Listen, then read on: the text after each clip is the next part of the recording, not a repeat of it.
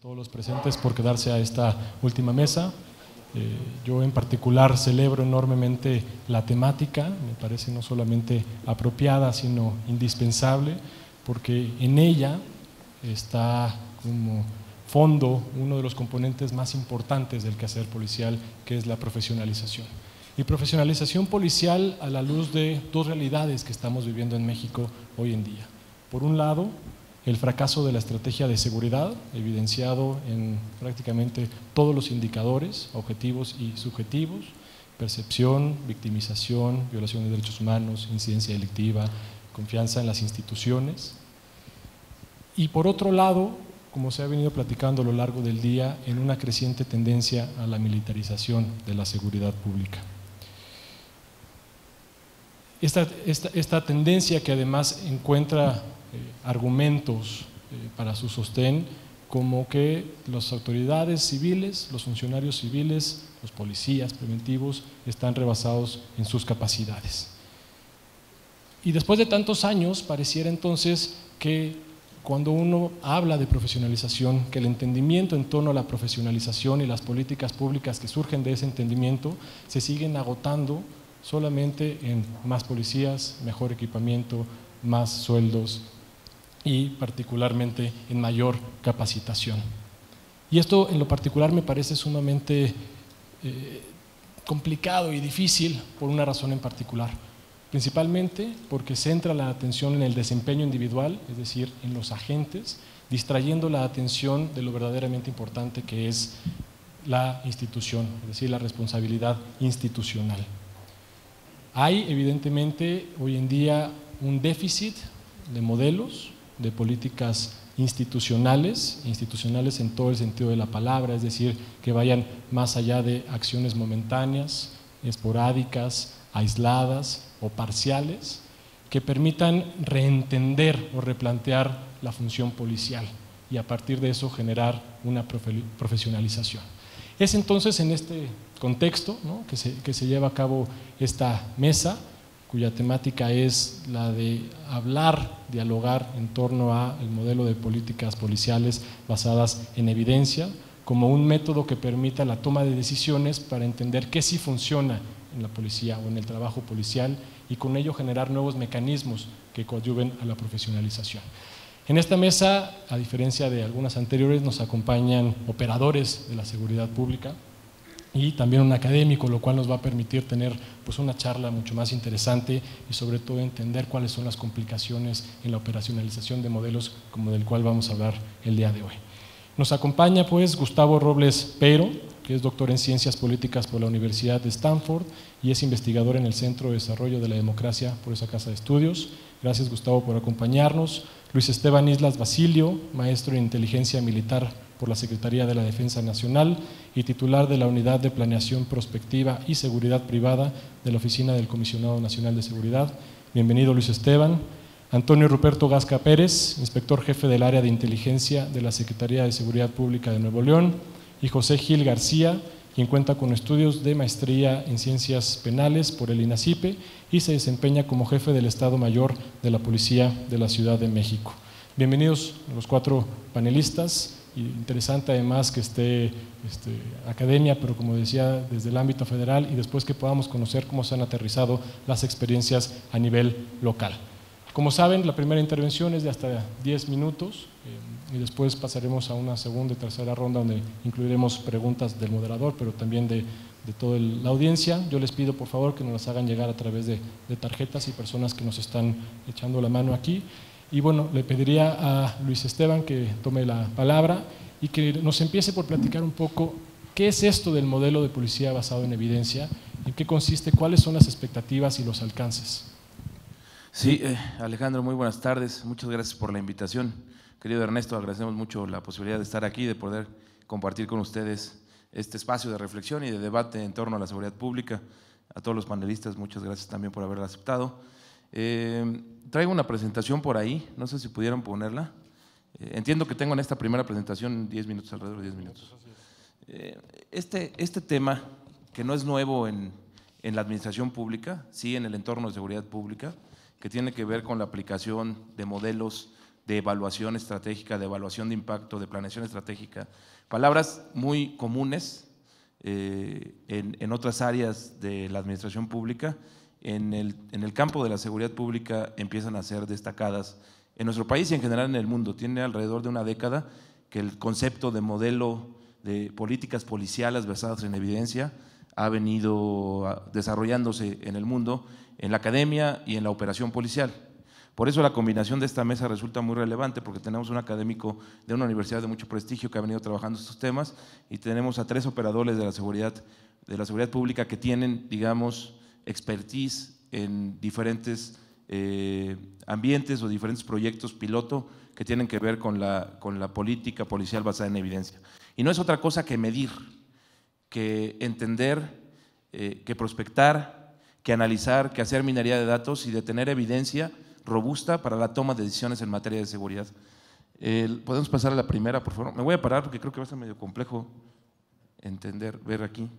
Voy a pasar de este lado, sí, para ver la presentación. Primero hay que empezar con una realidad que mencionaba ya el moderador. En los últimos años se ha venido incrementando de manera significativa los delitos. No solo en esta administración, sino desde hace al menos una década, el impacto de la violencia en México ha sido constante.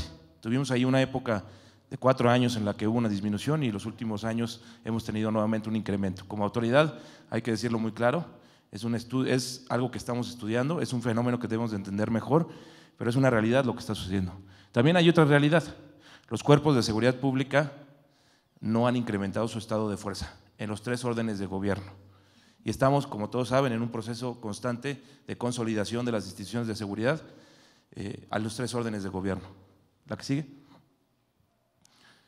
Esa es la realidad de nuestro país, al menos desde que el Secretariado Ejecutivo viene midiendo la incidencia delictiva.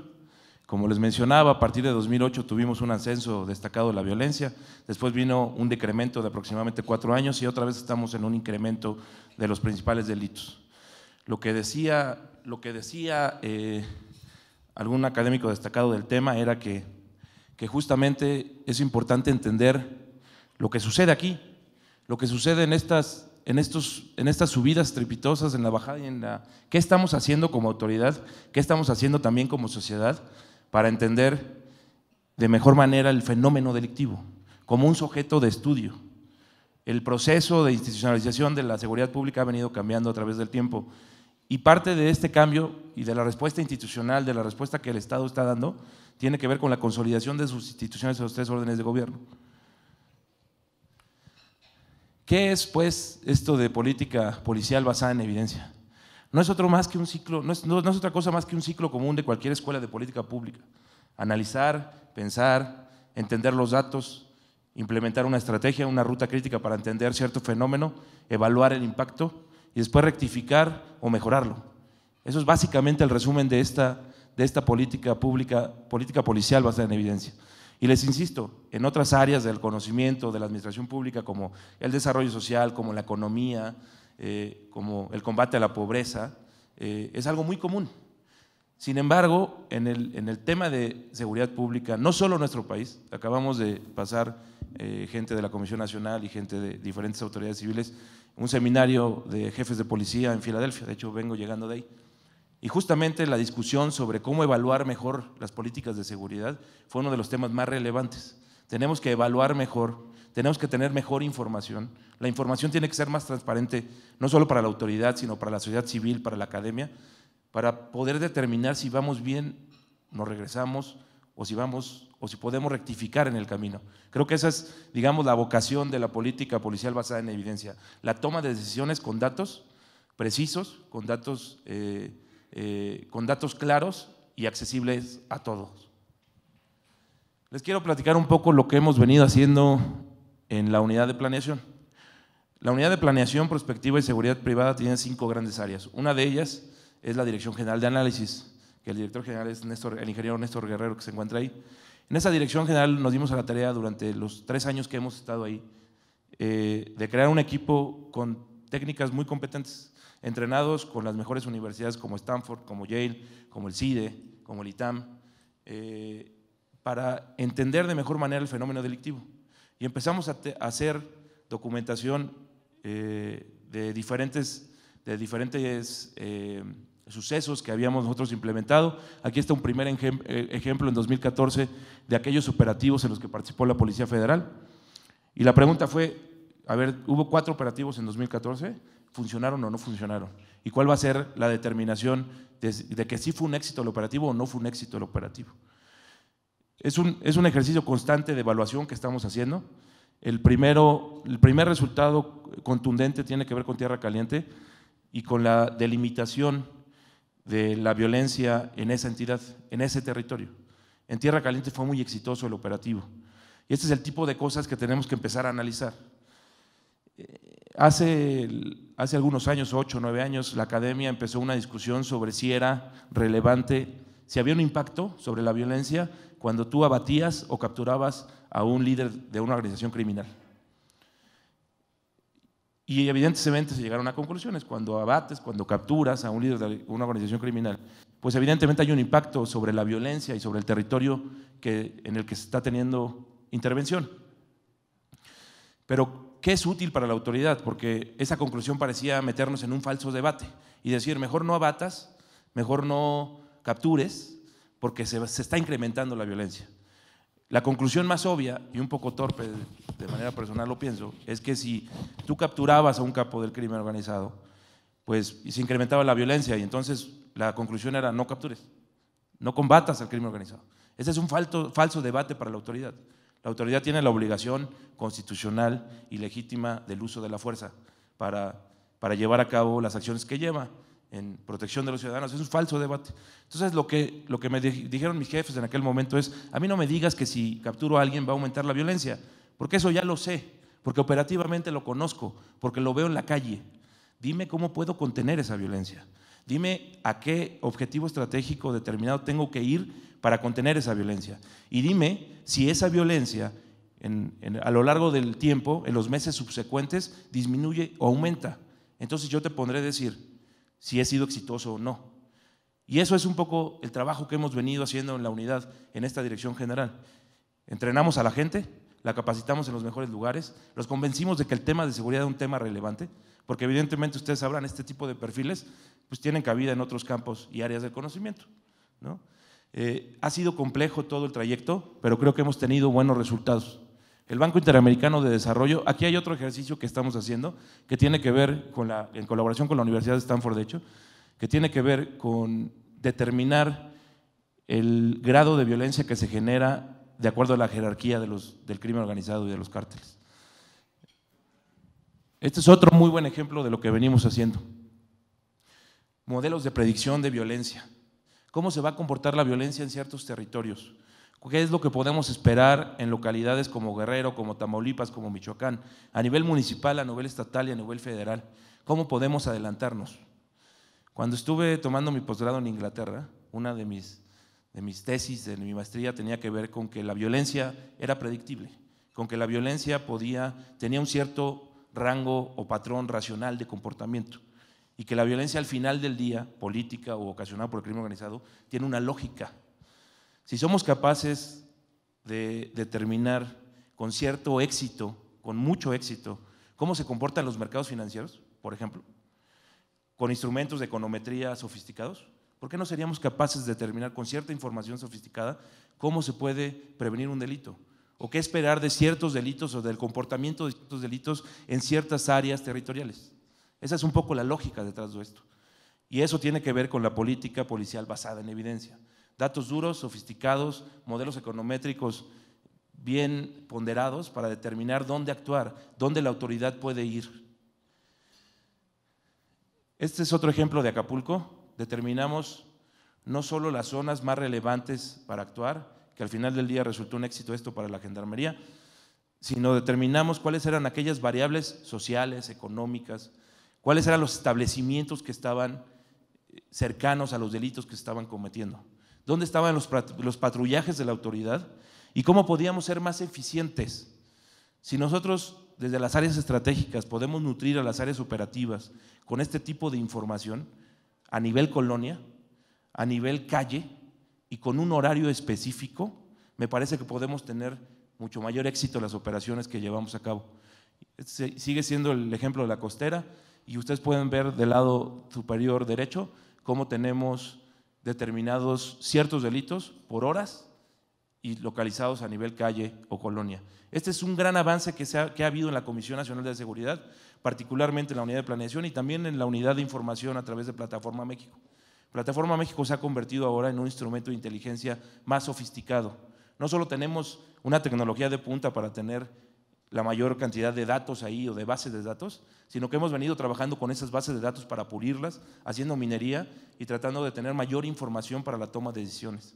Ese es un cambio cualitativo en estos últimos años en la manera de entender la información, de administrar la información y de aplicar esa información. Toma mucho tiempo, porque justamente de los mayores retos que tenemos como país, me voy a adelantar, tengo un minuto, solamente les quiero decir que no somos los que empezamos a inventar estas cosas. La universidad, el College of Policing de Londres, sacó un catálogo muy importante de cuáles eran las mejores prácticas para prevenir, para reducir el delito. No solo dijo cuáles eran las mejores prácticas alrededor del mundo, sino que sacó costos estimados y qué tan efectivas habían sido estas áreas. La Universidad de George Mason en Estados Unidos también sacó 140 prácticas focalizadas para la reducción del delito. A lo que aspira la unidad de planeación, la Oficina del Comisionado Nacional, es empezar a documentar prácticas exitosas en la disminución del delito. Es cierto, ha habido ciertos territorios focalizados que han venido incrementando el delito en los últimos meses, pero también es cierto que hay ciertas regiones en el país, la mayoría de hecho, en donde ha habido un éxito sobre la manera en que se atiende el delito. Por eso hoy la relevancia que está aquí Nuevo León y la Ciudad de México, para que expliquen mucho de lo que vienen haciendo en términos de esto, de entender mejor los datos, de apoyarlos y de implementarlos en la operación policial. Al final del día les dejo con esta reflexión. Hay tres cosas que cambian las instituciones, en cualquier sentido y en cualquier área. Hay tres variables que las componen y que las hacen exitosos. Este politólogo famoso, Huntington, en su obra, lo definía como procesos y reglas y procesos, ¿no? Yo lo defino en tres variables significativas: el capital humano, las personas, lo que hace exitoso a una institución, en este caso en materia de seguridad, es su equipo, la gente que compone esa institución. Hay que capacitarla, hay que tener a la gente adecuada y hay que desarrollarla. Eso en la unidad nos tomó un par de años. No es sencillo tener a la gente adecuada para este tipo de procesos. Dos, tiene que ver con los procesos y las actividades. Huntington escribió 3 libros con respecto a las instituciones y a los procesos y a sus reglas. Luego tuvo un jefe que se llama Montalejandro Rubido, que definió toda su obra en una sola frase. ¿Qué son procesos y actividades? ¿Y cuándo funcionan los procesos y las actividades? Cuando cada quien en una institución de seguridad, cuando cada quien hace lo que le toca, no más y no menos. Cuando cada quien entiende su rol dentro de la institución y cada quien hace lo que le toca, entonces hay un entendimiento profundo sobre los procesos y las actividades de las instituciones. Y finalmente los sistemas y el equipamiento.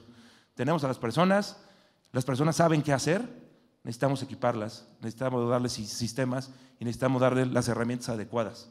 Este es solamente un muy breve resumen de lo que es todo el mundo de la política policial basada en evidencia. Ojalá tengamos más tiempo para retroalimentación, pero este solo fue un breve resumen.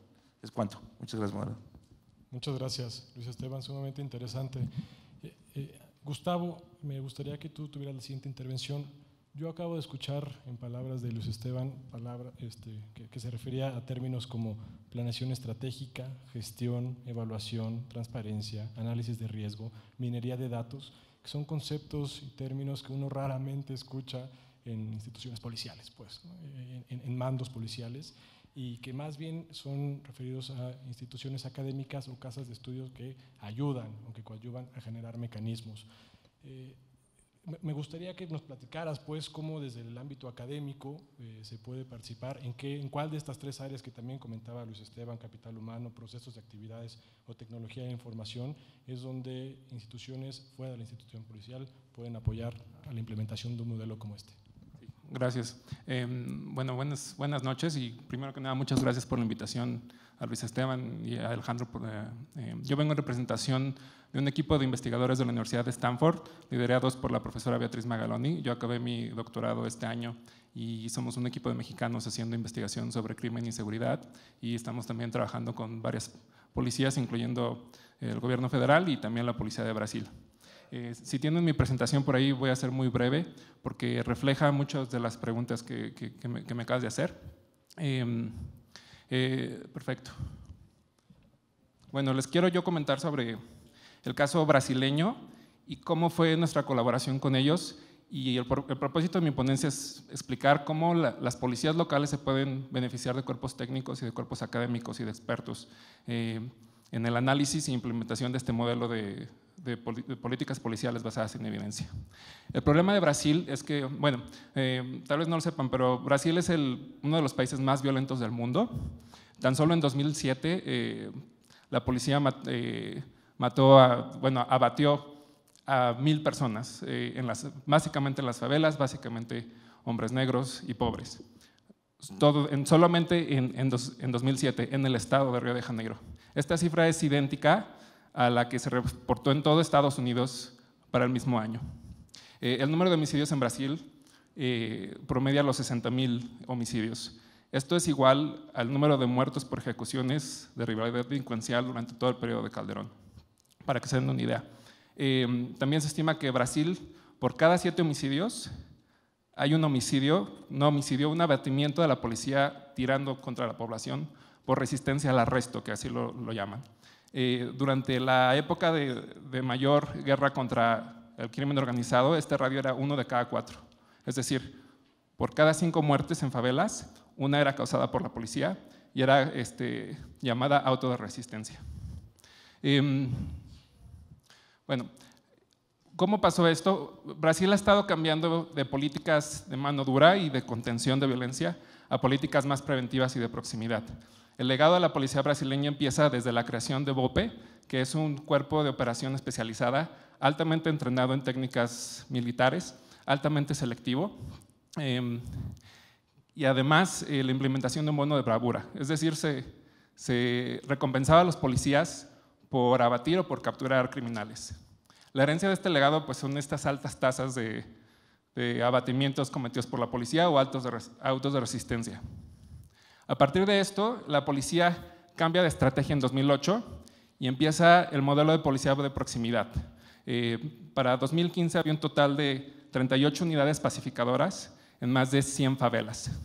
Y lo que hacen es que entran primero con el equipo de BOPE con una intervención militar a pacificar a la favela, que son básicamente las colonias más marginadas o las áreas de mayor concentración de pobreza en Brasil. Y una vez que la favela está pacificada, entra esta nueva unidad con nuevos policías jóvenes, entrenados, salidos de la academia sin la mentalidad anterior de bravura o de contención a la violencia, que es más tendiente a la violencia. Por ejemplo, aquí hay unas fotos de la policía de BOPE entrando a la favela. No tengo mucho tiempo para explicarlo, pero hemos seguido este proceso durante más de 6 años. Y la diferencia contra contra la policía de proximidad, ¿no? Ahora, también implementaron, en lugar del bono de bravura, implementaron otro sistema de incentivos llamado sistema de metas. Y lo que hicieron es que a cada batallón le daban una meta mensual sobre el número de homicidios, letalidades que tenía que cumplir el batallón o que se tenía que alcanzar, y si lo alcanzaban se les daba el incentivo económico. En 2011 se incluye los autos de resistencia como parte de la meta. Ahora, como pueden ver, las tasas en Brasil disminuyeron significativamente a partir de 2007, que llegó al pico y luego empezó a bajar. La pregunta es, ¿esta disminución es causada por las UPPs y por la introducción del sistema de metas? Y es aquí donde las policías locales y los cuerpos policiales se pueden ayudar de los académicos y de los cuerpos técnicos de evaluación. Lo que nos dimos fue a la tarea de trabajar con la policía de Brasil por 6 años.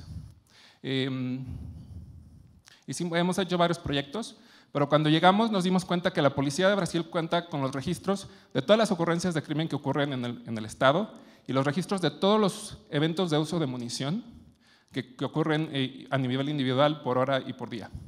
El problema es que el estado de la base de datos, cuando llegamos, era básicamente un desastre. Había datos duplicados, había datos faltantes, los datos no estaban georreferenciados.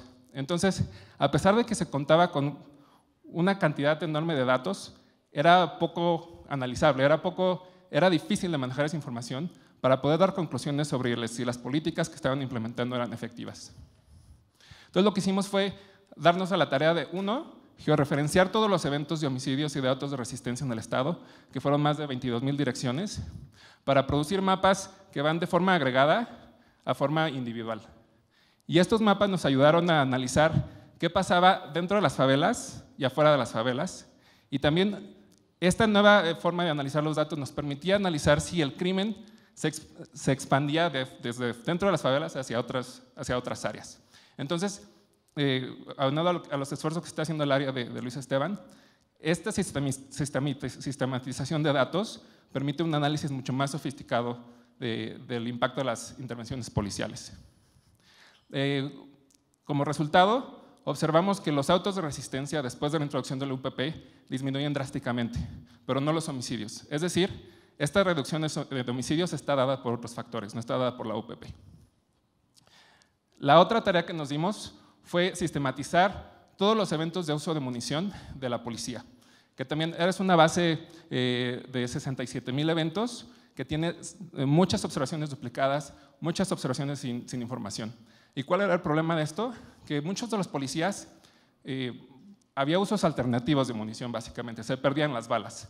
Y resultaba que los policías eran atacados con sus propias balas, es decir, había una compraventa de balas que ellos no podían identificar, y tampoco podían identificar a aquellos policías que tiraban extraordinariamente o sin razón, ¿no?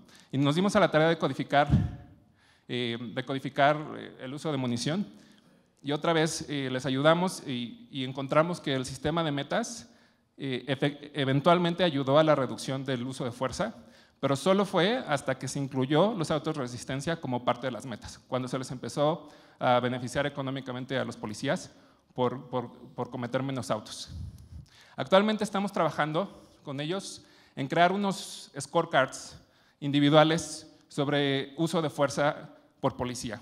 Entonces queremos identificar en qué batallones el policía ha estado, cómo está tirando con respecto al resto de su corporación en los mismos días, en los mismos operativos, y si ha habido usos extraordinarios de fuerza, es decir, que se dan más allá de la distribución de lo que están tirando otros policías, y además si hay uso de munición que no tiene información referente, que no tiene número de ocurrencia, es decir, usos extraordinarios que al parecer los pueden ayudar a identificar uso indebido de munición. También queremos, la policía brasileña está mejorando sus procesos para visualización de datos y les está dando a los comandantes estos scorecards que también creamos con ellos para ver cómo va su unidad con respecto al resto de los batallones y identificar otra vez cuántos eventos tienen los batallones con respecto a otros, qué policías están tirando más o menos y bueno, cómo está su batallón en general. Gracias a estos esfuerzos, la policía está implementando un reentrenamiento de sus cuerpos policiales. Son alrededor de 5,000 policías que van a ser entrenados entre este año y el que sigue, y en conjunto con la Universidad de Stanford estamos diseñando una evaluación experimental para ver el efecto de esta política. Entonces, a lo que voy es que los cuerpos policiales se pueden beneficiar de una colaboración con cuerpos técnicos o con cuerpos académicos, pues a través de este tipo de colaboraciones. La colaboración va desde ayudarles a sistematizar sus bases de datos, ayudarles a hacer los diagnósticos de crimen y de temporalidad y entrenarlos en métodos estadísticos y de métodos experimentales y también entrenarlos en técnicas de inferencia causal. Nomás para darles una idea, los mayores retos que hemos enfrentado para poder implementar exitosamente este tipo de modelos es, uno, que haya voluntad política de los altos mandos. Si la orden o si la idea o si el modelo no está comprado desde arriba o no está convencida de los altos mandos, es muy difícil implementarlo desde abajo. porque regularmente hay varios cambios de mandos intermedios que tumban la colaboración y tumban los estudios. 2, debe haber cierta capacidad mínima al interior de la policía, capacidad de recolectar datos, capacidad de analizarlos, capacidad de georreferenciar, capacidad de producir mapas para poder implementar este tipo de modelos. Si no se cuenta con ello, pues también es muy difícil. También debe haber capacidad de monitoreamiento y supervisión. Implementamos un experimento de cámaras en una de las favelas en Rosiña y resulta que además, a pesar de que tenían la orden del comandante, menos de la mitad de los policías usaron la cámara. Entonces, el experimento, no digo que fue fallido, pero hubo fuertes problemas de cumplimiento. Entonces, si la policía no tiene un mínimo capacidad para monitorear a sus policías y seguirlos y estar seguros de que están implementando la evaluación, también es muy difícil hacerlo. Finalmente, la colaboración con estos equipos técnicos y académicos tiene que estar basada en la confianza. Se tiene que confiar en el equipo que está evaluando y se le tiene que dar cierta independencia para producir los resultados, ¿no? Yo a veces viajo, mis archivos están todos, ¿saben? Están codificados porque tengo datos individuales de uso de munición y sé quién está tirando más y menos, entonces se le tiene que dar cierta independencia y cierta libertad académica a los investigadores para hacer esto y sobre todo confianza. Se deben confiar en cuerpos que no tengan intereses políticos, que no tengan intereses de ir a la prensa o otros que sean, ¿saben? Cuerpos estrictamente independientes y académicos. Y bueno, yo con esto concluyo, voy a seguir la intervención, pero con esto concluyo la experiencia en Brasil y un poco de lo que hemos encontrado, de las problemáticas para implementar este tipo de modelos en el país. Gracias. Muchas gracias, Gustavo, por darnos este panorama un poco más amplio en términos comparados de lo que están haciendo y de los alcances y expectativas que tiene la implementación de un modelo de policía basado en evidencia. Me gustaría ahora empezar a aterrizarlo un poco en la localidad, pues en instituciones policiales locales. Tenemos aquí representantes de Nuevo León y de la Ciudad de México. De pronto, Luis Esteban estaba hablando, o enfocó parte de su plática en operativos, ¿no? Operativo 1, 2, 3 y 4. Y entonces pareciera que la inteligencia está asociada a delincuencia organizada o a estos grupos criminales. Y entonces la pregunta es, ¿cuáles son los incentivos en las instituciones locales, estatales, incluso municipales, para instaurar un mecanismo, un modelo de esta naturaleza? ¿De qué le sirve a una institución policial, municipal o estatal generar información basada en evidencia cuando la mayoría de la operatividad, la mayoría del tiempo se está pensando en operatividad? Si quisieran, adelante Antonio y después Gil, por favor. Sí, buenas noches a todos. Gracias por la oportunidad de estar aquí en este panel tan importante. Para algunos, yo creo que lo comparto o lo han de compartir conmigo, importantísimo estar aquí, que nos den un espacio precisamente a la gente que estamos en la operatividad, ver la preocupación que tienen, ¿verdad?, desde aquel lado de la ciudadanía. Y retomo, en este caso, algunas frases que he escuchado aquí. El tema de tomar decisiones, lo he escuchado por más de, creo que conté 15 veces, que comentan que estos datos ¿a dónde quedan?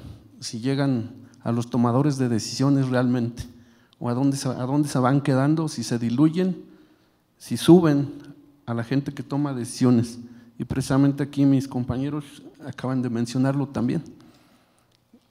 Por eso me quedo con esa frase y espero al final hacer otro comentario también redundando en este tema. Comparto también el tema que puso aquí el licenciado Ernesto López Portillo, en el sentido que hay que discutir y tomar el conocimiento que se ha adquirido de forma empírica para documentarlo y que estos, como también lo dijo él, tomadores de decisiones tengan nutridas evidencias. Conocer los casos de éxito para divulgarse, crear un laboratorio de buenas prácticas con autoridades, ciudadanos y académicos, como lo dijo en la mañana cuando se abrió este panel, lo comparto totalmente. Y bueno, de aquí partiría yo. Como saben, vengo participando por parte del Estado de Nuevo León. Pertenezco a la Policía Estatal Fuerza Civil y muy breve les comentaré, como algunos de ustedes ya lo saben, es un modelo que tiene 6 años, que nació a partir de que precisamente, como lo decían, tomaron una decisión y se decidió cambiar a la policía en ese tiempo, que fueron tiempos difíciles. Se cambió a toda la policía. Actualmente no hay elemento que tenga más de 6 años, todos estamos ahí desde esas fechas. Tengo la oportunidad de estar pues viendo cómo va cambiando, cómo se va acomodando el modelo policial, el cual también lo comparto aquí, es tema de estudio. ¿Quién dice si está funcionando o no está funcionando nuestro tema, nuestro modelo policial? Con gusto, igual al final estaré a disposición de ustedes para quien quiera saber cómo está organizado este modelo de policía. Con gusto compartiré todas las experiencias que he tenido ahí. Desde hace 6 años me desempeño ahí como jefe de inteligencia. Desde el punto de vista de inteligencia policial social.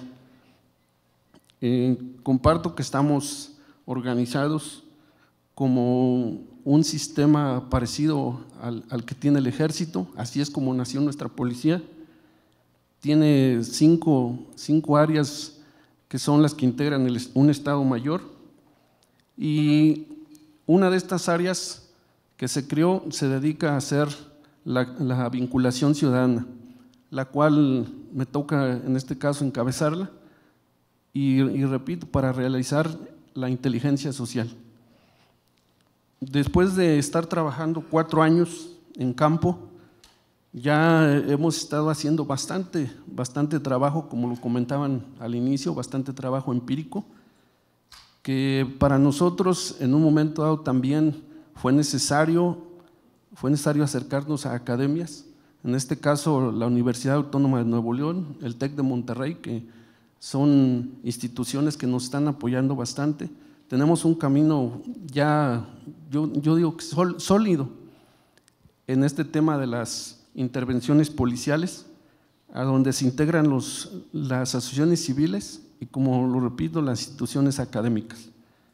Ahora, con este nuevo impulso que está dando la Comisión Nacional de Seguridad, fuimos invitados a principios de año para conocer más de estas intervenciones policiales, debido a que es un tema ahorita en auge, un tema que está ahorita, digámoslo así, de moda, ¿verdad?, de forma coloquial, para ver si estas intervenciones que estamos haciendo funcionan, si de verdad cambian el entorno delictivo en los lugares a donde estamos participando. En este caso, para nosotros en Nuevo León, creo que sí están funcionando, y solamente lo que noté en mi participación aquí en la Comisión Nacional es que son algunos objetivos los cuales no coinciden, pero lo demás, la metodología que ellos ahorita nos compartieron, sí se está realizando. En este caso, la gestión, el diseño, la implementación y sobre todo una evaluación de una política pública que esté utilizando una policía. Creo que lo vuelvo a comentar, sí lo estamos haciendo en Nuevo León. Creo por eso es que ahorita nos encontramos como estamos. Yo los invito igual, ¿verdad? Aquí sé que hay aquí gente que desearía saber cómo está funcionando nuestro modelo. Repito, con gusto los invitamos para que vean cómo hacemos estas intervenciones, cómo estamos cambiando los entornos. Y también aquí vuelvo a señalar que ha sido muy importante el impulso de la Comisión Nacional, ya que en este año se creó la Red Nacional de Analistas, una figura que no existía. Si bien estaba por ahí de forma endeble en algunas policías, pero vino a ser es un referente. Yo así lo tomo, es un referente esto de la creación de la Red Nacional de Analistas, que tuvo también a bien crear aquí la Comisión Nacional por medio de la Dirección de Planeación Estratégica. Y creo que sí lo comento igual aquí, gracias por ese impulso que se ha visto. Tuve la oportunidad de estar con 32 estados, 32 representantes de los estados aquí en la Comisión Nacional, como bien lo señaló hace un momento, aquí el titular del área de planeación. Nos llevamos bastantes evidencias también, por qué no decirlo así, de cómo están haciendo las cosas. Nos van guiando, cosa que no existía antes, ha sido innovador ahora.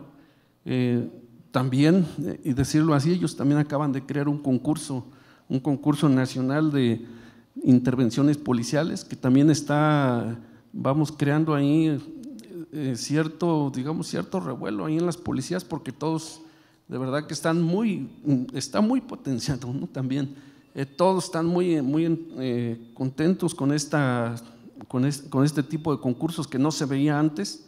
Creo que está siendo referente, están haciendo cosas diferentes. Sí lo noto porque estamos allá en Nuevo León, no nos llegaban datos de la zona central. Ahora con esto que están haciendo desde aquí, desde la Dirección de Planeación, se están viendo los cambios, ya fuimos también capacitados por ellos. Igual, como lo decían hace un momento, no son cosas nuevas, pero sí también hay innovación que están haciendo, como en este caso la creación de un manual de intervención de intervenciones policiales basadas en evidencia. También por ahí, si bien es cierto que luego consultamos bibliografía de otro lado, no existía algo así por parte de alguna institución, también innovador por parte de la Comisión Nacional. En este caso, igual para cerrar ya nada más aquí con lo de la Comisión Nacional, hemos tenido también oportunidad, diversos estados, de viajar con ellos en otros países para traernos las buenas prácticas. En mi caso, yo lo que me he traído es que sí estamos haciendo las cosas bien, nos falta un poco de metodología y creo que ahí es a donde nos van a apoyar la Comisión Nacional. Sí se están haciendo las cosas bien, al menos, como lo digo, en mi estado. Igual, tenemos apoyo, como lo dije hace rato, de instituciones académicas y creo que esto de las buenas prácticas basadas en evidencia, lo que le hace falta es precisamente este ingrediente, como estamos haciéndolo ahorita, que haya más participación, que haya más gente que se quiera involucrar, que quiera observar hacia adentro de las policías. Yo creo que al menos los que estamos aquí estamos abiertos a que nos conozcan, estamos abiertos a que trabajen con nosotros y como lo dije hace rato, tengo la oportunidad de estar en el área de vinculación ciudadana, donde el trabajar con los ciudadanos ya venía plasmado así como una línea desde el plan nacional.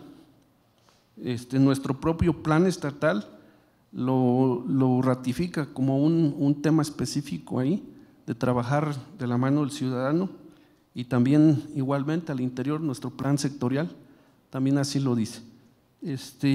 Recalco aquí que estos planes, si los quieren, cualquiera que los quiera bajar, están en las redes sociales. Coinciden, estos tres planes coinciden en que se tienen que crear unidades de análisis.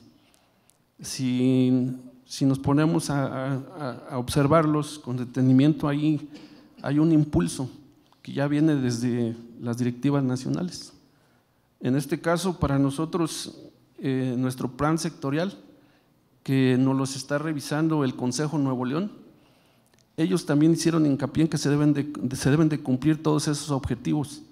Y también, aquí recalco, esto de crear las unidades de análisis, al parecer, yo creo que tendrán el dato mejor aquí, planeación, pero sí se está impulsando desde el nivel central, cosa que decían, también se necesita pasar esos datos, pasar estadísticas, pasar diseños, pasar implementaciones, hacer las evaluaciones. ¿Quiénes?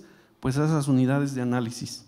Y en mi caso, al final voy a poner un video a donde como producto de estar en constante coordinación con la Comisión Nacional, se nos ayudó, en este caso a mi área, para volver otra vez a retomar los temas del área de análisis. No es que no lo hayamos estado haciendo, sino que se retomó el tema. Digamos, esos tomadores de decisiones escucharon con atención lo que estamos haciendo, la capacitación que estamos recibiendo especializada, y tomaron esa decisión de volver otra vez a redireccionar nuestro trabajo de forma, en este caso, de forma estratégica. Actualmente en nuestro estado no tenemos áreas a donde la policía no pueda entrar, no tenemos áreas a donde digamos que ahí no se acerca la policía, porque ahí no puede entrar por ciertas cuestiones delictivas. Nuestra policía, al menos en el estado, aunque tenemos a nuestros vecinos del lado derecho acá con Tamaulipas o el otro lado en Coahuila, y son zonas fuertes, zonas delictivas fuertes, no tenemos ningún área donde no podamos llegar. A todos lados, todas las fronteras las cubrimos, y siempre ha sido importante, en este caso, la información estratégica que se les pueda dar a las unidades operativas. Yo con esto pues termino mi participación. Igual, recalcando, estoy abierto a quien quiera acercarse y con gusto los esperamos. Muchas gracias, gracias Antonio. Escuchamos a continuación a José Gil con la experiencia en Ciudad de México. Sí se escucha, ¿verdad? Bueno, gracias, primero gracias, buenas tardes a todos, ya casi noche. Rápidamente les comento, en atención a la pregunta de cuáles son los incentivos para que las policías cambien, se transformen, generen nuevos procesos para poder ser mejores. Bueno, pues justamente eso, ser otras policías. Tenemos una problemática en las policías, en específico hablaré de la Ciudad de México, y les daré nada más un ejemplo de a qué nos enfrentamos la policía en la Ciudad de México. Somos la ciudad más dinámica, la más grande del país, tenemos 9 millones de habitantes, eso dice INEGI, sin embargo, en un día normal tenemos más de 16 millones de habitantes de todos los municipios, estados, conurbados, y de esta forma nosotros nos enfrentamos a problemáticas que no se enfrenta ninguna otra entidad del país. Entre ellas, lo que es la dinámica misma de la ciudad. Tenemos más de 6 millones de vehículos que entran y salen diariamente. Nuestro padrón es de 4.5 millones. Sin embargo, cada día entra entre 1 millón y 1,5 millones de vehículos a la Ciudad de México. Eso nos implica movilidad. Tenemos también la mayor cantidad de eventos masivos. Solo como un ejemplo, el año pasado tuvimos en marchas, manifestaciones, plantones, cerca de 7 millones de personas. Casi el mismo número de peregrinos que vinieron el 12 de diciembre a ver a la Virgen en la Basílica. Es decir, las dinámicas de la Ciudad de México nos hacen repensar en lo que es la policía y cómo podemos mejorar nuestro trabajo. Ahorita acabo de escuchar de manera muy clara dos cosas que yo quisiera que se quedaran en ustedes, sobre todo en los jóvenes. Me da mucho gusto que haya muchos jóvenes, estudiantes. El tema de la planeación. Las policías históricamente trabajan de manera reactiva, y uno de los grandes triunfos que me parece que tenemos en este momento en la Ciudad de México, en el país, perdón, es justamente las áreas de planeación y ese trabajo que estamos generando con la CNS, la Comisión Nacional, y es uno de los grandes atributos que tiene este foro, el generar la planeación, la lógica de la planeación. Por lo general teníamos pues, que ya nos habían robado a determinado artista, o que ya teníamos un problema de un incendio, que ya teníamos algo relevante, y lo relevante, y lo relevante, y lo relevante nos iba consumiendo. Nunca hubo áreas de planeación. Solo como ejemplo, en vez de haber áreas de planeación, lo que teníamos era la incentivación a partir de otros mecanismos. Hasta hace poco, muy poco, en la Ciudad de México todavía se extendía un cheque, así se llamaba, el cheque de eficiencia, a los ministerios públicos que más consignaban.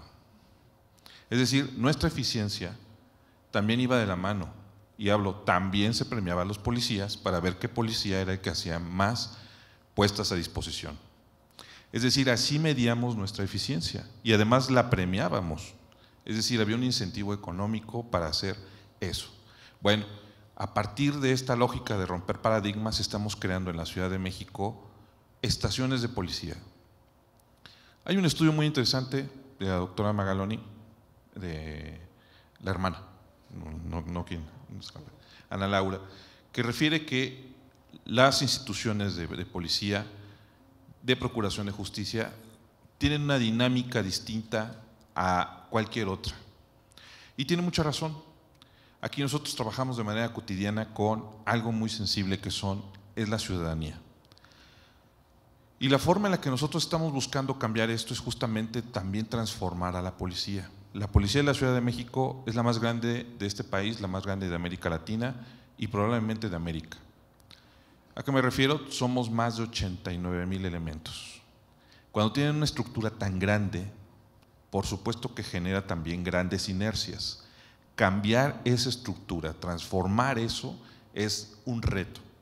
Y lo iniciamos a partir de transformar sectores que eran de 2,000, 3,000 elementos a estaciones de policía de 180, 250 y hasta 400 elementos. Cuando invertimos la pirámide y decidimos sacar la lógica de tener sectores tan grandes con 3,000, 4,000 elementos y empezar a tener la administración de estaciones de policía con 400 elementos, pues se nos hizo más fácil administrarlo. Y de la mano de esto va la administración de la policía. Armas, patrullas, uniformes, chalecos, todo el equipo que un policía utiliza en su día a día. Si no transformábamos eso, no íbamos a transformar muchas cosas. Entonces empezamos con esa lógica. A partir de esa lógica y el uso de inteligencia, aquí hago un paréntesis, el uso de la inteligencia, pero que sirva para la operatividad. Nosotros teníamos unas bases de datos, Luis Esteban es testigo que tenemos unas bases de datos increíblemente grandes, bonitas, teníamos toda la información de la ciudad, imagínense 15,000 cámaras, imagínense la información de 80,000 policías, imagínense todo lo que teníamos. Y además teníamos en ese momento chats con vecinos. La información era brutal. El tema es que estaba ahí, en un recipiente y que no tenía un uso adecuado para la operación policial. Ese es lo que nosotros estamos afinando con el trabajo que estamos realizando justamente, cambiando y rompiendo paradigmas. En este sentido de la inteligencia, que la inteligencia sirva para que el policía sepa a qué va a la calle, qué es lo que va a buscar o qué es lo que se va a encontrar y responda a la pregunta muy importante que hace un momento decían respecto a para que funcionen las instituciones. ¿Qué va a hacer? O sea, ¿qué va a hacer un policía en la calle? Muchos de los compañeros salían a buscar a ver qué. Ahora el policía, a través de órdenes de trabajo individual que le llegan todos los días a través de un correo electrónico, él sabe hora por hora dónde debe de caminar, hora por hora dónde debe de estar, hora por hora qué es lo que va a ocurrir a partir de la información de inteligencia. Es decir, tenemos que utilizar todas estas herramientas para que funcionen en la calle. Otro paradigma que rompimos ahí fue el tema del uso de la tecnología. Somos en la Ciudad de México quienes tenemos el desarrollo tecnológico en materia de seguridad pública más grande del mundo, lo digo con mucho cuidado en mis palabras, y que es el C5. Las más de 15,000 cámaras que tenemos en la ciudad y que no existe otro parámetro en el mundo y que nos ha servido para tener el control en la ciudad de la incidencia delictiva. Pero esto no sirve de nada, se los digo con mucho cuidado nuevamente de mis palabras, si no tenemos mando único. Me ha tocado viajar por el país, conocer C5s increíbles cámaras de videovigilancia de última generación, pero que es imposible poder utilizarlas si no le piden el permiso al presidente municipal, que lamentablemente es de otro partido. Entonces, cuando esos tipos de problemas se presentan, pues ni toda la tecnología va a servir si no tienes un mando único.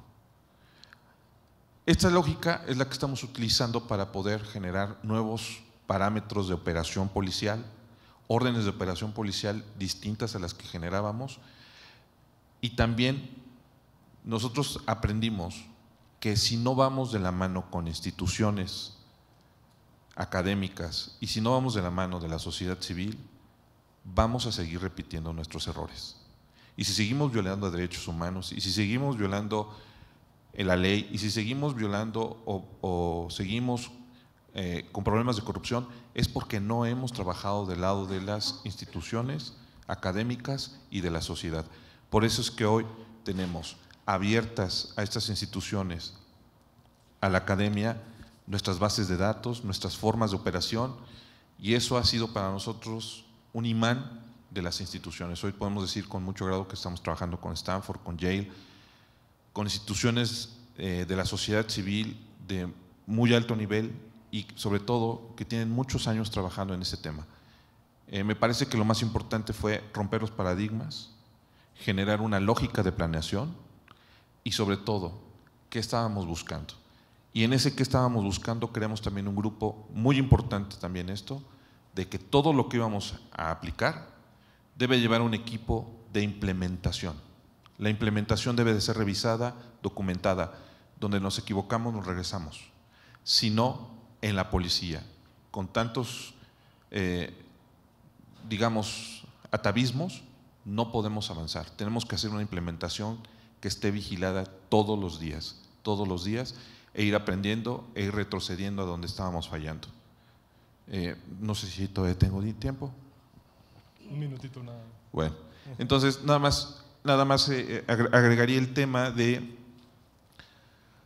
También fortalecimos un área fundamental que fue el área de asuntos internos. Las áreas de asuntos internos también tienen que evolucionar, no tiene que ser solamente un elemento que atienda las demandas que hay contra los policías, sino también tiene que ser un instrumento que nos ayude a rectificar. Esto fue algo muy importante, aumentamos el número de elementos, fortalecimos estas áreas y sobre todo las hicimos transparentes, al grado de que utilizamos en estas áreas todo el mobiliario es, digamos, transparente para evitar cualquier tipo de corrupción, y eso fue para nosotros también un tema que pudimos utilizar y que de lo cual también tenemos evidencia, todo lo que les acabamos de platicar y que está a disposición de ustedes. Gracias. Muy bien, muchísimas gracias. A reserva de que nos empiecen a llegar un poco más de preguntas, para después yo tratar de compilarlas y hacérselas a ustedes. Yo quisiera hacerles una pregunta que me parece que es fundamental, porque quienes estamos acá, de este lado, observamos la presentación, escuchamos lo que tienen que decirnos, gracias, y lo vemos como una luz al final del túnel, pues, ¿no? Como algo que suena muy lógico, consistente y deseable para las instituciones policiales. Pero después yo me pongo a pensar en una cantidad enorme de modelos que se han diseñado y tratado de implementar en las instituciones policiales mexicanas, ¿no?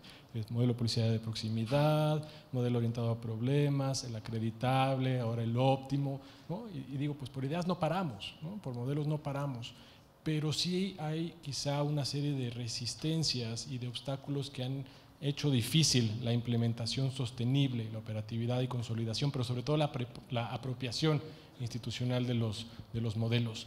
Yo quería preguntarles cuáles son estos obstáculos que ustedes ven, cómo los han vencido, cómo se tendrían que abordar y cómo se podrían replicar estos aprendizajes para otras instituciones.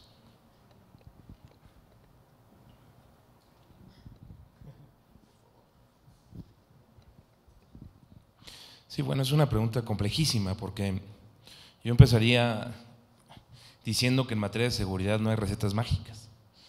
La seguridad es un proceso de mediano y de largo plazo que implica una inversión cuantiosa en recursos humanos, en recursos financieros, en recursos materiales y que va a tomar tiempo. la consolidación de las instituciones de seguridad es algo relativamente nuevo. Si uno analiza, por ejemplo, en el caso específico de mi institución, la evolución de la Policía Federal, pues baste con señalar que en 2006 la Policía Federal contaba con 5,000 elementos. No estoy hablando de hace 2 décadas, de hace 3 décadas, estoy hablando de 2006. En 2006 la Policía Federal tenía para atender a todo el país 5,000 elementos. Hoy tiene alrededor de 39,000 elementos, que son poco menos de la mitad de los que tiene la policía más grande de Latinoamérica, que es la Ciudad de México. En ese tenor y en ese orden de ideas me parece que hay muchos obstáculos por vencer, como señalaba Gustavo hace rato. El principal tiene que ver con la voluntad política. Es una decisión política al final del día de determinar construir una institución. La segunda decisión tiene que ser la lógica de la planeación en términos de hacia dónde vamos, quiénes somos y a dónde queremos llegar, en cuánto tiempo, la determinación de una ruta crítica muy específica con la determinación de los actores, de las etapas, de los tiempos y de los recursos que vamos a utilizar. La pregunta que tendríamos que estarnos haciendo para construir las policías del futuro tiene que ver con si queremos policías de 4,000 pesos en Oaxaca o si queremos policías británicas con los sueldos que ello implica. Y este foro es académico y es importante verlo, pero hay al menos 5 o 6 ejemplos en democracias modernas de cómo se han construido las policías. 3 muy relevantes porque están en el continente. El más significativo, porque casi fue muy poco, fue Ecuador.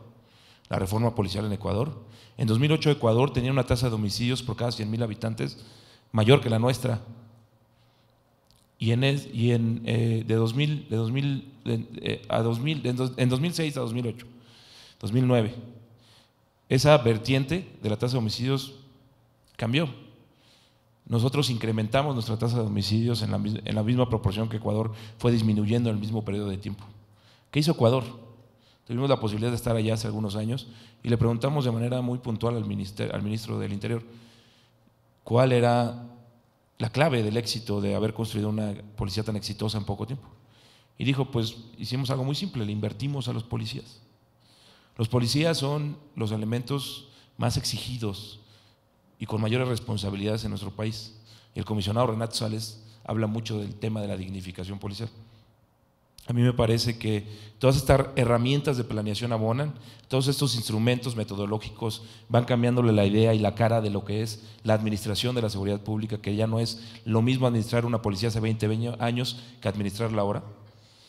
Pero lo que realmente cambiará la cara de las policías en nuestro país tiene que ver con la conceptualización, que justo fue la primera mesa de este seminario. La conceptualización del tipo de policía que queremos para México. Retos hay muchísimos en términos de esta mesa. Me parece que la formación de capital humano, el acceso a mayor y mejor información, la administración adecuada y responsable de esa información, mayores recursos financieros, en fin, hay muchísimos retos por delante, pero me parece que la clave de todo esto tiene que ver con la dignificación de esas policías y con una decisión política de construir. Y es una decisión política que trasciende sexenios y ciclos electorales.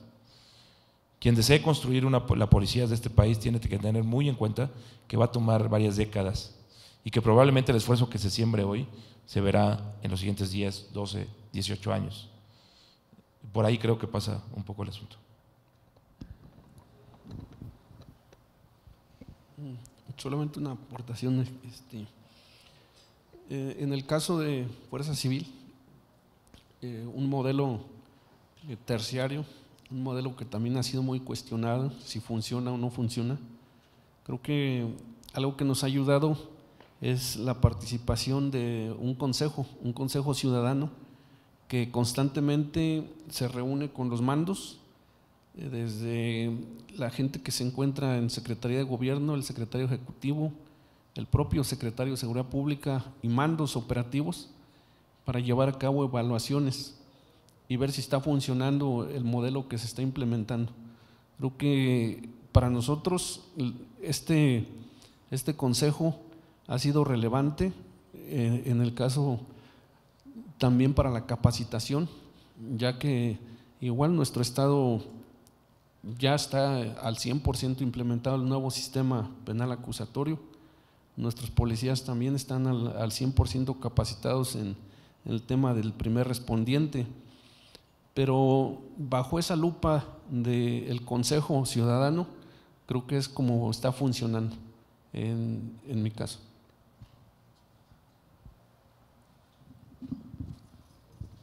Bueno, en el caso, bueno, en mi experiencia, coincido con Luis Esteban, el tema sería un tema político, un tema tiene que haber de parte de los mandos, de parte de los titulares, una gran apertura al cambio.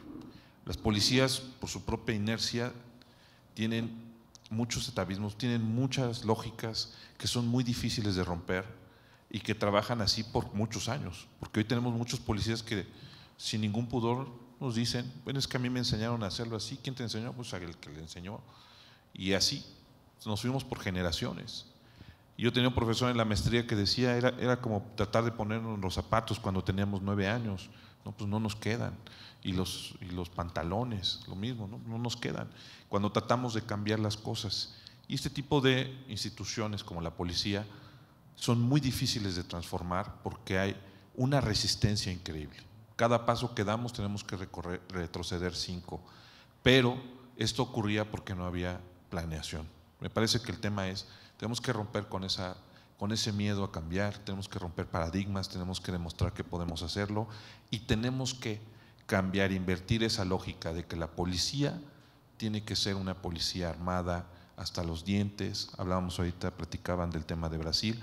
Un dato importante es, a partir de esa información que nos dio Stanford, en la Ciudad de México, la última compra de armamento fue de menor calibre, para evitar llegar a esos niveles de enfrentamientos donde hubiese pérdidas de vida. Tenemos y seguimos teniendo armas, nuestros compañeros policías que están en la calle tienen armas de fuego, pero el calibre bajó, es decir, lejos de volver a comprar un calibre más alto, lo que hicimos fue reducir los calibres de las nuevas armas que adquirimos.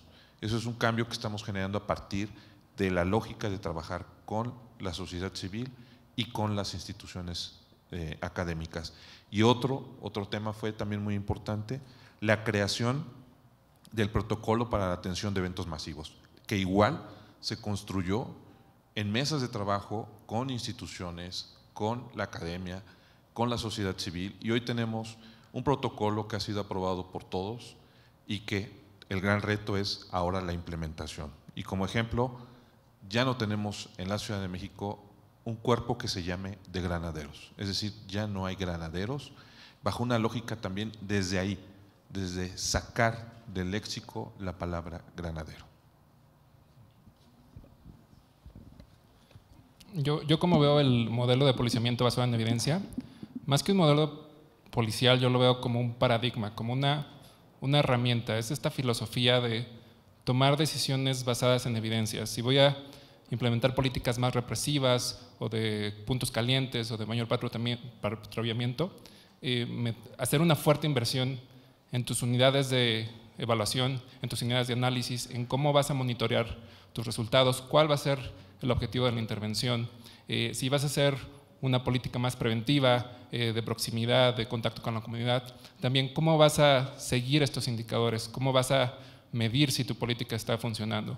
Y esta visión yo creo que se puede extender incluso a no modelos solo de policiamiento, sino gestión de personal, modelos de supervisión. Si vas a cambiar los incentivos económicos a tus policías, cómo plantear o cómo medir si tus políticas están siendo efectivas en el modelo que quieres.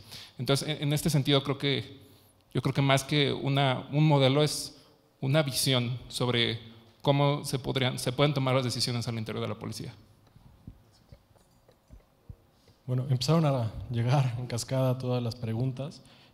Por lo que alcanzo a observar, hay dos inquietudes principales. Una de ellas tiene que ver justo con la sostenibilidad de este modelo, pues, o de este conjunto de acciones o filosofía que ya estuvimos platicando un poco, pero el otro tiene que ver con actores externos y cómo los actores externos se pueden vincular con la policía y cómo pueden ayudar a institucionalizar competencias por un lado, cuál es el rol de la sociedad civil y cuál ha sido la función de actores externos en la generación de protocolos no nada más sobre uso de la fuerza, sino un poco quizá como lo que tú platicabas, Gil, y cuáles podrían ser las expectativas de la policía que está empezando a implementar este tipo de acciones o filosofías respecto a actores externos, no nada más la academia.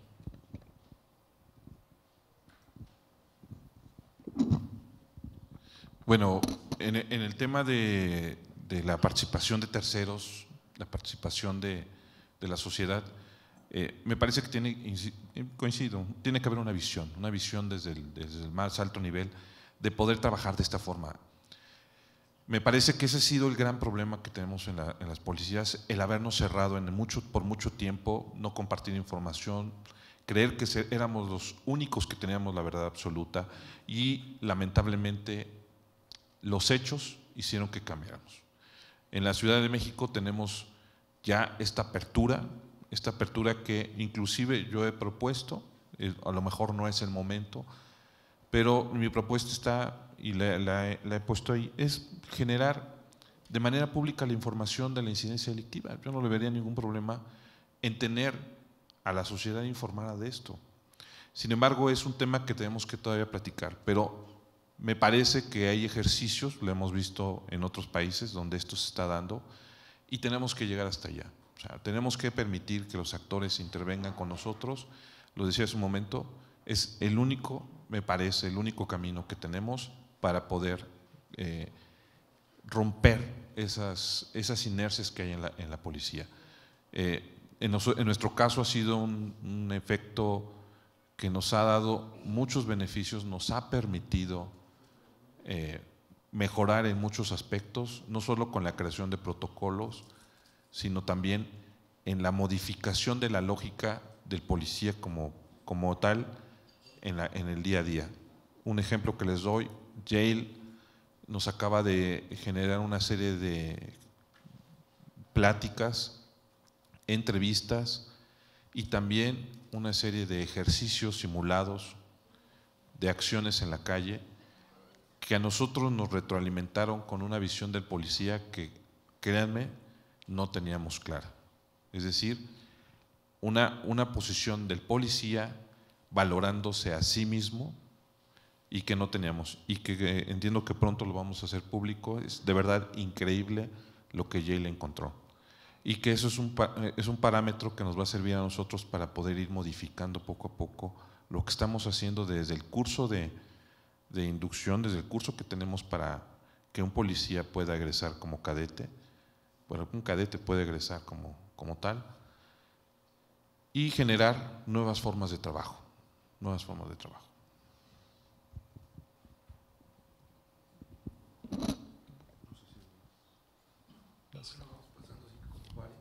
Sí, es que en realidad varias de las preguntas se agrupan en esto, han sido muy claras. Por ejemplo, parece que está costando un poco de trabajo para algunas personas de la audiencia respecto a cómo se traduce este modelo en beneficio para la ciudadanía, es decir, cómo se va a traducir en legitimidad hacia la institución policial y en una mayor confianza.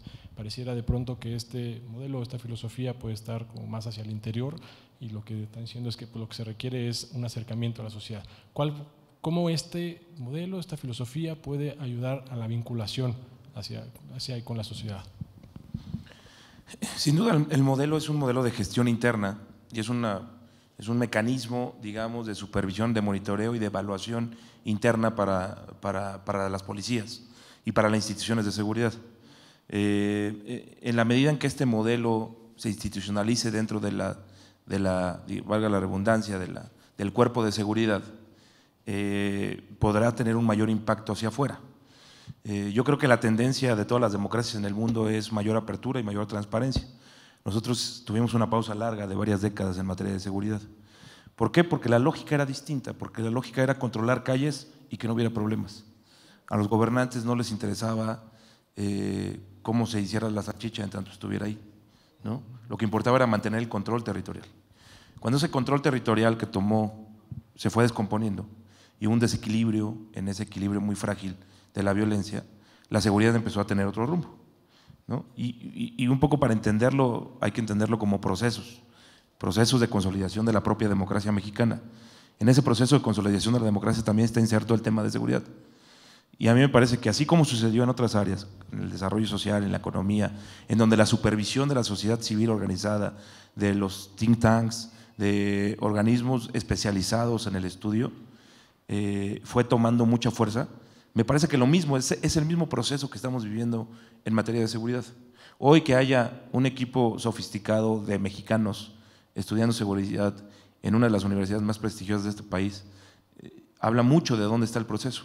Hoy que instituciones como la Ibero, instituciones como el ITAM, como el CIDE, tengan programas específicos de formación de capital humano o de académicos especialistas en estos temas, habla de muchos, habla también mucho del proceso de madurez en el que estamos. Creo que hace falta mucho, pero sin duda la vertiente, me parece que en el futuro será que la sociedad civil tenga un mayor acercamiento de acceso a la evaluación y de acceso a los datos y a los números que nosotros manejamos. Ya el Comisionado Nacional hizo un primer ejercicio. Dentro de la oficina del Comisionado Nacional existe un órgano, digamos, evaluador, en donde participan 4 o 5 organizaciones de la sociedad civil para el tema de asuntos internos. Y es como dice el jefe Gil, es cambiar el paradigma.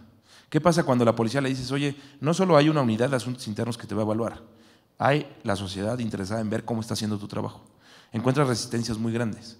Por eso una de las propuestas que caminó y que fue viable en la oficina del Comisionado Nacional fue creamos un espacio directamente de mi oficina con varios miembros de la ciudadanía para ir midiendo la temperatura de asuntos internos. Esa fue una primera propuesta que va caminando. Y a nivel nacional, en el gobierno federal existe el Consejo Nacional de Seguridad Pública, en donde hay 5 ciudadanos que se van, digamos, rotando cada 2 años y que tienen voz y participación en el propio seno del Consejo Nacional de Seguridad Pública, y es ahí, digamos, la instancia máxima de operación y de determinación de política en materia de seguridad. Creo que la sociedad civil ha venido participando de manera más destacada, sí es necesario ir institucionalizando esta participación. Sí, yo creo que la participación de la sociedad civil es fundamental como observadores, como participantes y como también constructores de política pública. Este modelo llega a sus límites, por ejemplo, este modelo es muy bueno para evaluar incidencia criminal, como temas de corrupción, pero por ejemplo, si tu objetivo es incrementar la confianza ciudadana o la legitimidad de la policía, este tipo de datos no es generado por las policías. Este tipo de datos tiene que ser generado por la sociedad civil, a través de encuestas, a través de ONGs, a través de observadores ciudadanos, observatorios ciudadanos. En Brasil, por ejemplo, hay una ONG que se llama Disque Denuncia, donde la gente llama para reportar abusos policiales, crímenes, etc. Y la policía usa esta información como termómetro de qué tan bien están siendo percibidos por las comunidades. Entonces, creo que sí hay ciertos tipos y ciertos objetivos donde la sociedad civil tiene un papel fundamental, donde no hay otra forma de generar indicadores si no es a través de la sociedad civil.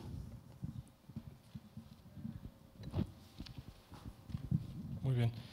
Pues yo quisiera que hiciéramos una ronda final, quizá nada más con intervenciones. Pensando un poco a futuro, pues, ¿cuál es la perspectiva? Hoy estamos pensando en que se empiecen a implementar este tipo de acciones, se está generando un modelo, en CNS ha presentado buenas prácticas, están bajándose a las instituciones estatales, la idea sería también hacerlo en municipal, pero ¿cuál es la perspectiva? Es decir, ¿cuál sería la idea que en un siguiente foro, en 2 o 3 años estemos sentados? ¿Cuál tendría que haber sido el cambio a partir del trabajo que está realizando ahorita? Y que pudieran ocupar estos 5 minutos cada quien para alusiones personales, digamos, un mensaje de cierre final. Híjole, sin temor de equivocarme, te diría, recuperamos la confianza de los ciudadanos, ¿no? Que la policía recupere la confianza de los ciudadanos y que podamos generar un nuevo proceso de interacción en la que tanto la policía sepa exactamente qué va a hacer y cómo va a apoyar a esa sociedad, y la sociedad sienta que tiene una policía que está para servirles, para ayudarles. No solo una policía reactiva, ¿no? Yo justamente antes de iniciar esta reunión, esta charla que tenemos, platicaba, que les decía que me da esa impresión de que no hemos terminado de entender que la policía no tiene que estar militarizada, ¿no? Veo cantidades impresionantes, inclusive en la publicidad que nosotros tenemos, de hombres y mujeres armados hasta los dientes, chalecos antibalas, la misma indumentaria militar, solo que de color azul o del color que gusten. Y la policía está para otra cosa. La policía está con una lógica distinta y me parece que hemos estado trabajando en eso para lograr recuperar la confianza, desmilitarizar, es decir, dejar de tener esa lógica de ser una policía que va a llegar y va a resolver todo con la fuerza, poder tener la capacidad de incidir en los efectos, en el fenómeno delictivo sin el uso de la fuerza, con disuasión, con prevención del delito, Me parece que es muy importante ese tema, y me parece que ese es el reto que tenemos, recuperar la confianza. Me parece que por ahí tenemos un gran camino ya trazado. Las nuevas estaciones de policía nos han permitido acercarnos mucho más.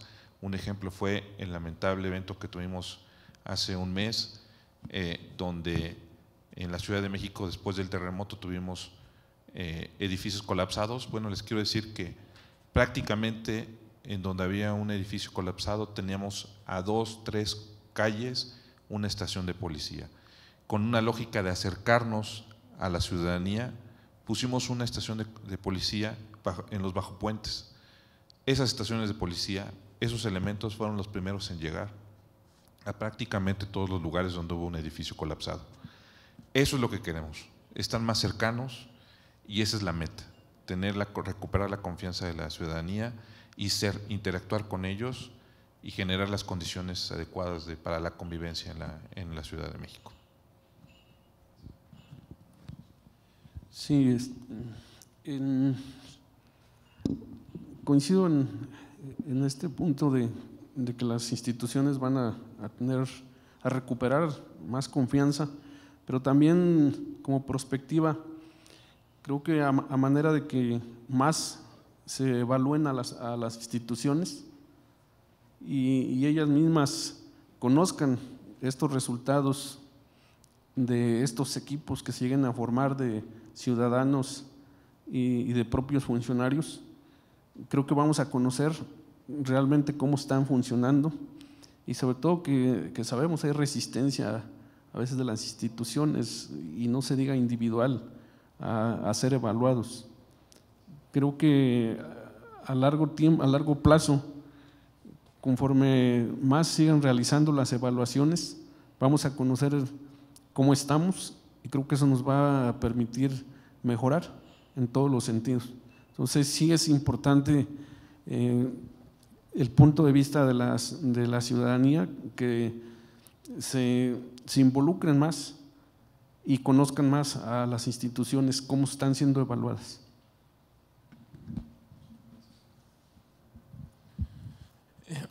También en ese sentido creo que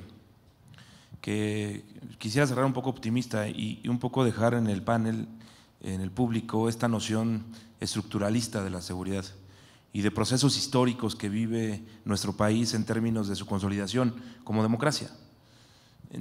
En los 80 discutíamos, y es una historia que le repito a los chavos de mi unidad porque de verdad creo que así deben de entenderlo para contextualizar el momento que vive México en materia de seguridad pública y en materia de violencia. En los 80 hubo una discusión muy fuerte sobre cuál era el mejor modelo económico para este país, si éramos keynesianos o si éramos neoliberales. Hoy nadie discute cuál es el mejor modelo porque ya está determinado, es viable y lo hacemos en automático. Un grupo de expertos salió, estudió, se preparó y se creó esto que conocemos como la tecnocracia mexicana. En los 80, en los 90, empezamos dos discusiones formidables para nuestro país también, que tiene que ver con el combate a la pobreza y con el tema de desarrollo social, y la otra, el tema electoral. La primera era cómo abatir el tema de la pobreza de manera eficiente. Y el Estado fue fuerte, el Estado se sofisticó, creó una élite también y determinó uno de los mejores programas del mundo para combatir a la pobreza. Hoy ya no estamos discutiendo si ese programa es exitoso o no, hoy solo las administraciones le cambian de nombre.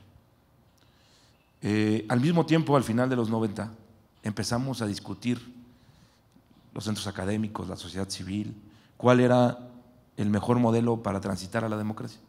¿Cómo lográbamos la transición pacífica de la democracia? Creamos un modelo electoral que con todo resultó muy exitoso para transitar de un gobierno a otro, de un cambio de gobierno y de un partido de muchos años de manera pacífica.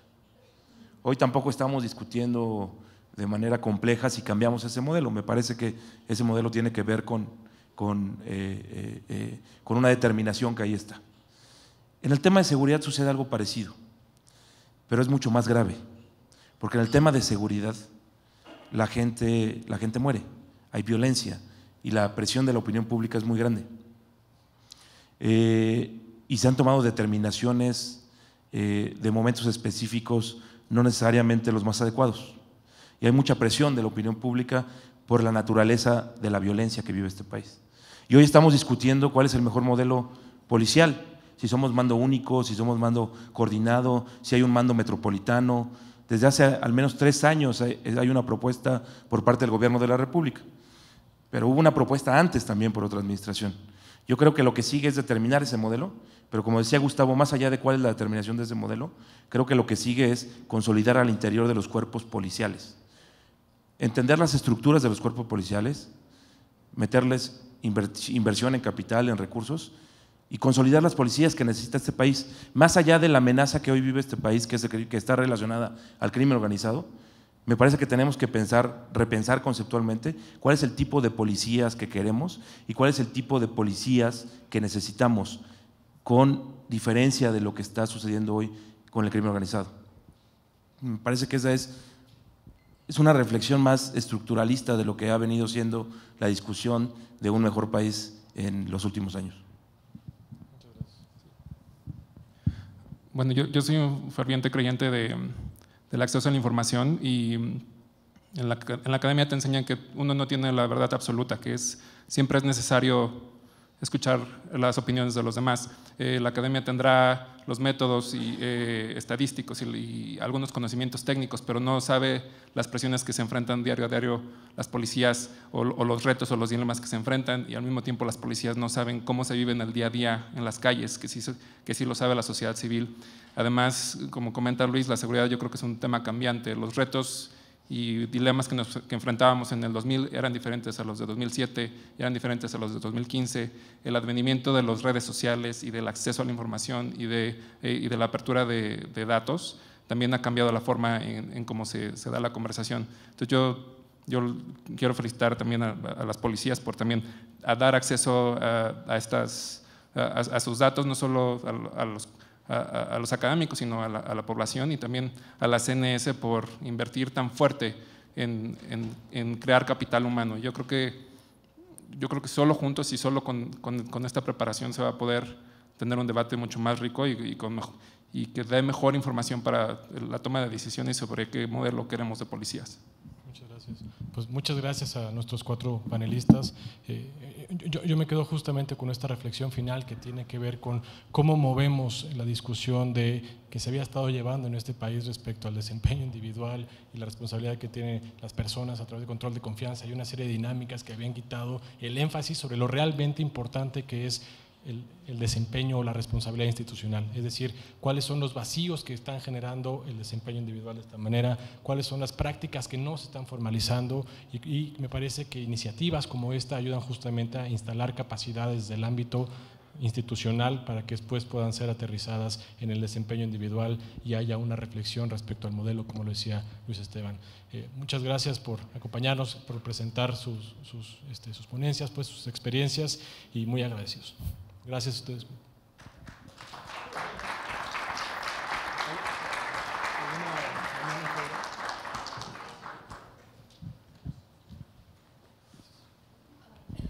Gracias. Bueno, pues muy buenas noches. Vamos a empezar mañana a las 9 en punto, porque tenemos una mesa para abrir boca de 1 hora, confirmados la senadora Angélica de la Peña, el doctor Pedro Salazar, director del Instituto de Investigaciones Jurídicas de la UNAM, el presidente de la Comisión Nacional de Derechos Humanos, Luis Raúl González Pérez, y el general Alejandro Ramos, confirmados en una mesa redonda sobre relaciones cívico-militares y ley de seguridad interior. Y después, 3 mesas más, con invitados de varios países, a los que vamos a escuchar con mucha atención, y cerraremos mañana el día con el lanzamiento del Foro Mexicano para la Seguridad Democrática, con un video que nos mandó la directora general del Foro de Seguridad Urbana, del Foro Europeo para la Seguridad Urbana, que nos mandó un video, y tenemos aquí presente a un representante del Foro Español para la Seguridad, y vamos a cerrar el foro, a cerrar la conferencia con el lanzamiento del foro y con estas alianzas de acompañamiento internacional para trabajar en un foro que aprenda de los otros foros que ya existen, como también el foro brasileño para la seguridad pública. Muchas gracias y buenas noches.